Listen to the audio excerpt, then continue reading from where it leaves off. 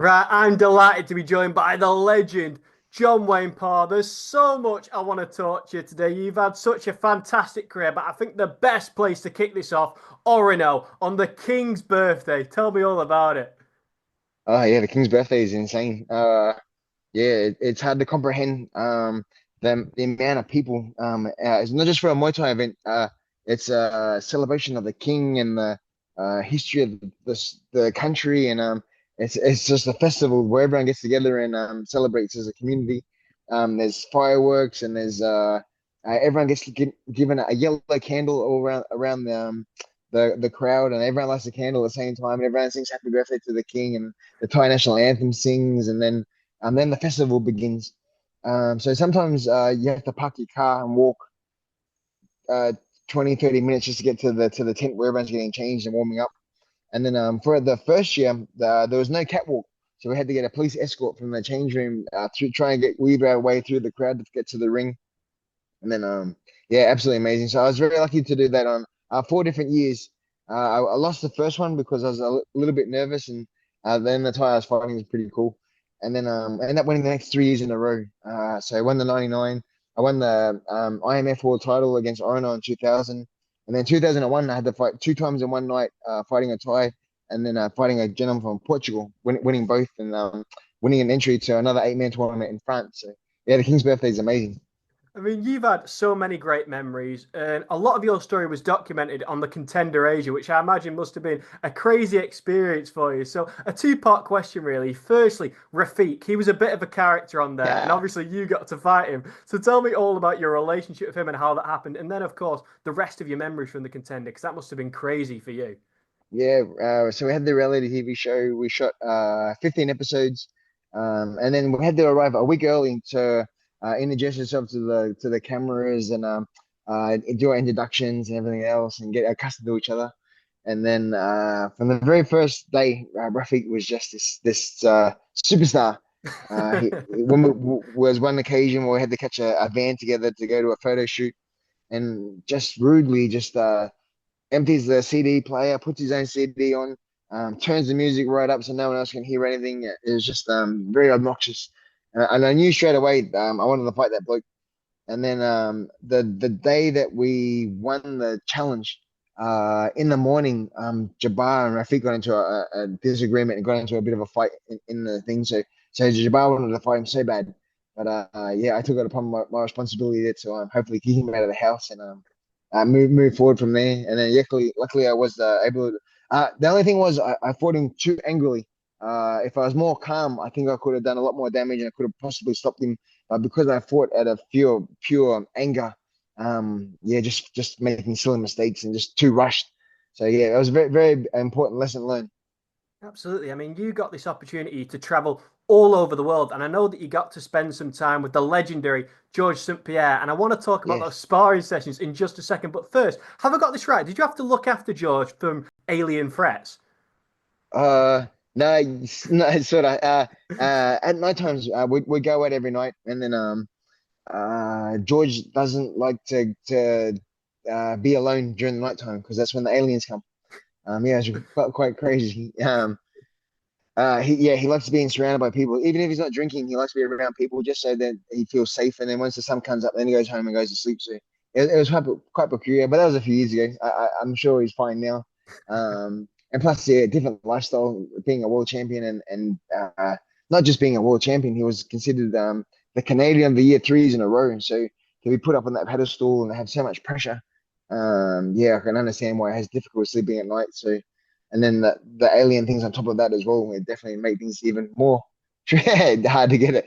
Yeah, good night slumber.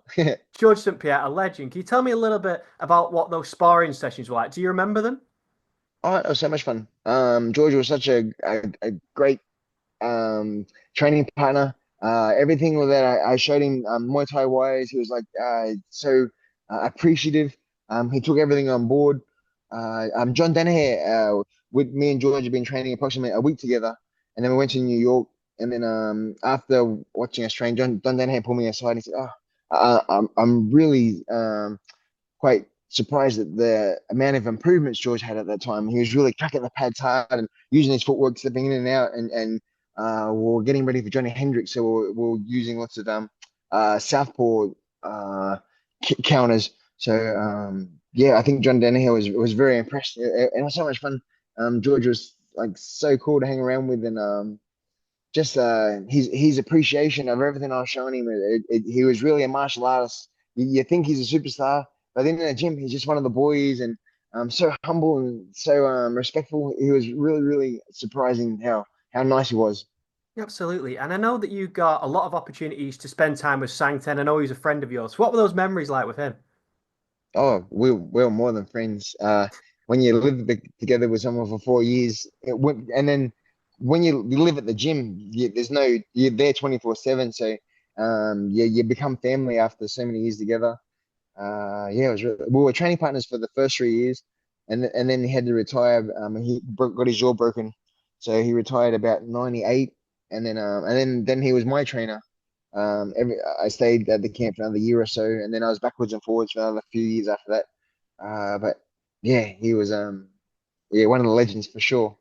Yeah, I was so cool to for him to take me under his wing and make me feel part of the family. It was very amazing.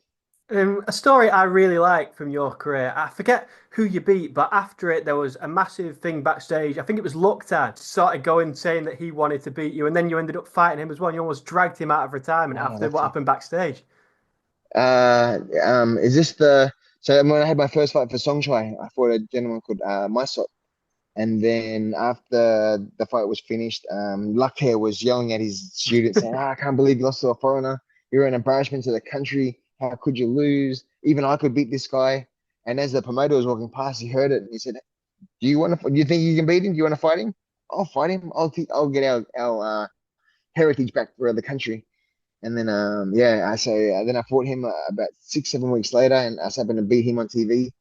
And then I fought another gentleman from the same gym about another 2 fights after that, and beat him also at Lumpini. So yeah, so 3 people from Munsalin gym, and then there's another famous Thai called Den Munsalin. And then a couple of days in the paper, Den Munsalin challenges John Wayne, but luckily that never happened because Den was awesome. I really, that would have been so scary fighting him. But yeah, so very very cool memories. Absolutely. And I think one of the coolest things you managed to achieve, obviously, Muay Thai is so big in Thailand. They've had so many legendary fighters, but you actually ended up on the front cover of their biggest magazine. Can you tell me what that was like? Oh, that was insane. So I had won 9 fights in a row, and then I just won my ninth fight was a knockout win in the second round at Lumpini Stadium. That was my second knockout at Lumpini as well. So the magazine called the camp said, "Hey, can we do an interview with John Wayne?" So the reporters arrived with the photographer. So we'll go down to the park, and then as we're taking photos, they were interviewing. Okay, try and look really really strong because this is for the cover. And I was like, uh, excuse me? He goes, oh, you didn't know? Oh, yeah, this is for the cover. So yeah, we took all the different shots, and then the 3 days later, I went jumped on the motorbike and went down to the newsagent to get the see what the magazine, and it was just hanging up everywhere, all over the stores. Then you go down the road, and the next newsagent had it all hang up. So everywhere you went, you see these having the Aussie on the as like a flag. It was yeah, so humbling to finally achieve like such an important dream that I'd been chasing for so long.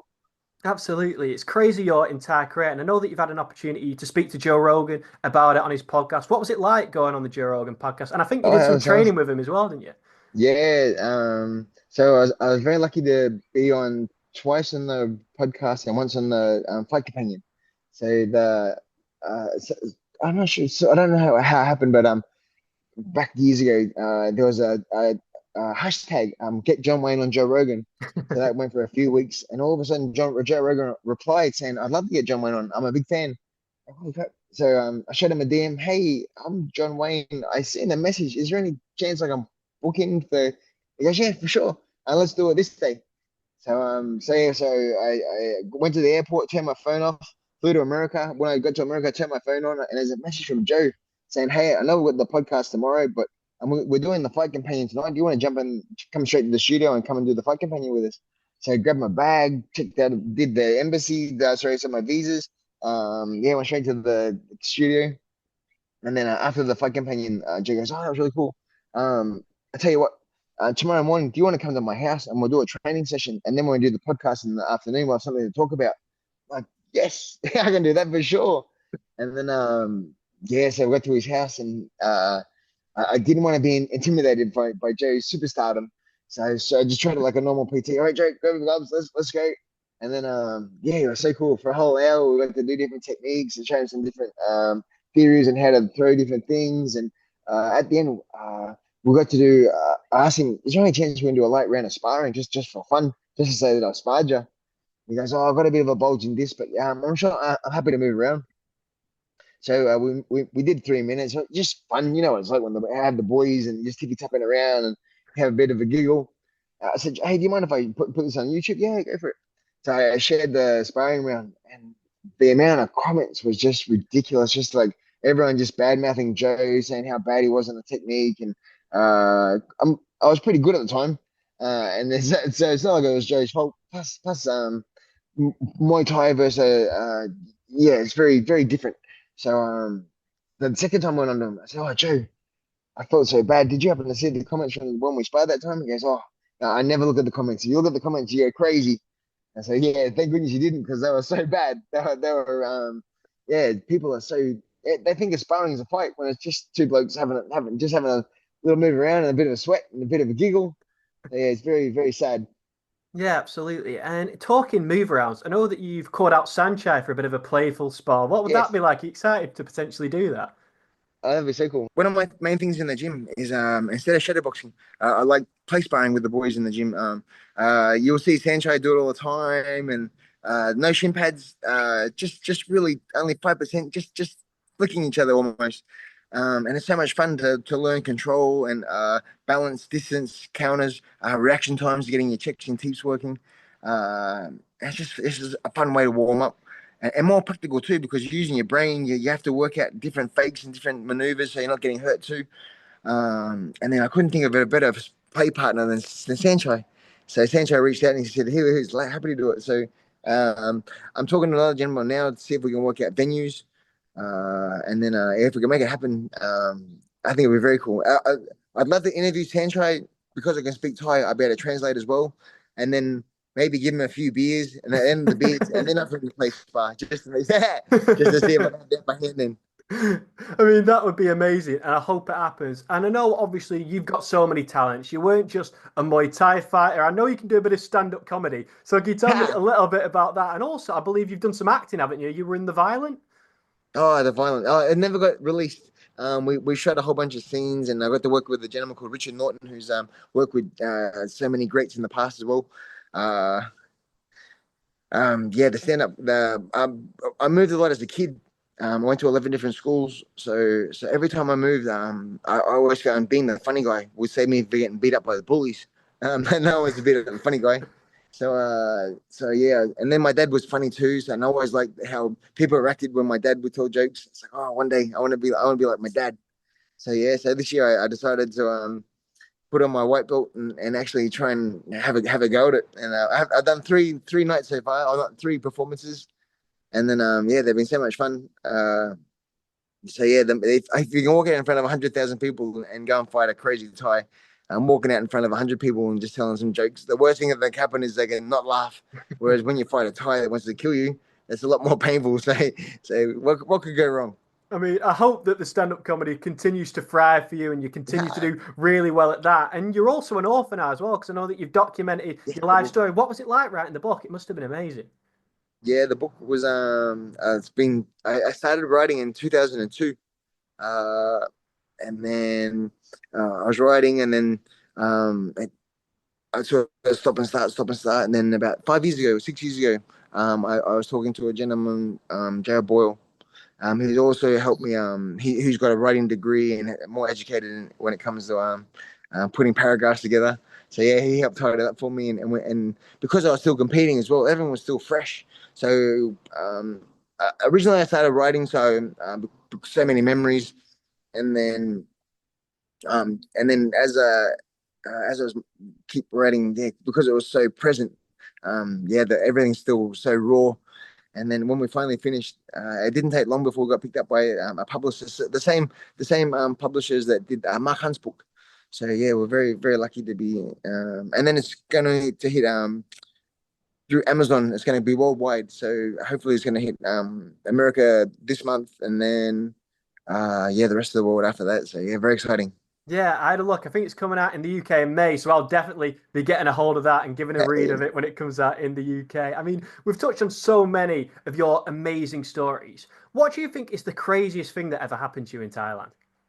Uh, the S1. The S1 was amazing. 8-man tournament at Rajamdon Stadium. Had the fight 3 times in about 2 hours.